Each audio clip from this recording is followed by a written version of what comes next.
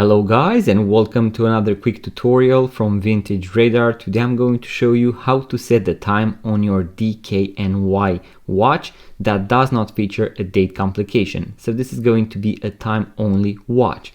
All you need to do is to pull the crown to the last position, and here you can rotate the watch hands in a clockwise direction, and when you have set the time correctly, simply push the crown all the way back in and you are done. That is how you set the time.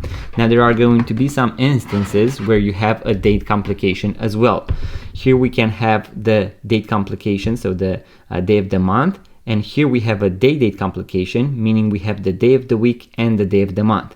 I'm going to leave links in the description box below in case you have any of these two variants, so make sure to check them out. So guys, that was the quick tutorial that I had for you today. In case you found value from this video, give it a thumbs up, subscribe to this YouTube channel, and I'm going to see you guys on the next one.